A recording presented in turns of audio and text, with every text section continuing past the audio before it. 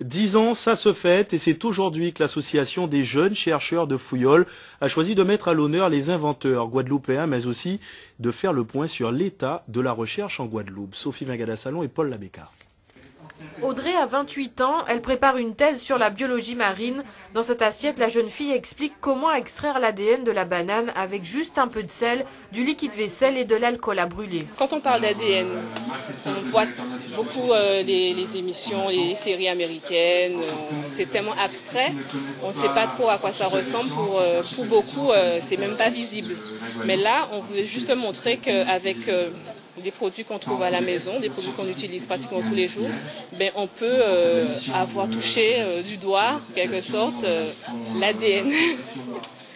Juste à côté, c'est Elia. Elle prépare aussi un doctorat, mais en chimie. Ces deux jeunes filles ont obtenu une aide financière des collectivités pour poursuivre leurs études. Selon elle, la Guadeloupe est un territoire d'exploration assez vaste pour de jeunes chercheurs. On a beaucoup de choses à valoriser. Donc la recherche, c'est un moteur effectivement pour pouvoir valoriser notamment les déchets, puisqu'on a beaucoup de déchets.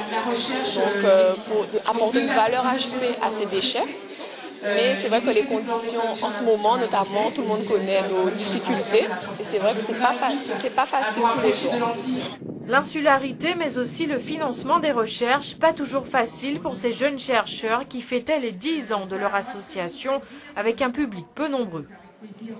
La recherche n'est plus un domaine très prisé, oui et non, parce qu'il y a quand même pas mal de doctorants en Guadeloupe. Nous sommes beaucoup de jeunes docteurs également.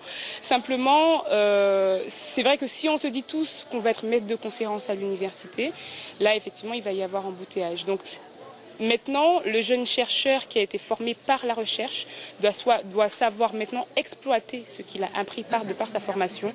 Durant cet anniversaire, ils ont tout de même tenu à honorer la mémoire des grands inventeurs guadeloupéens.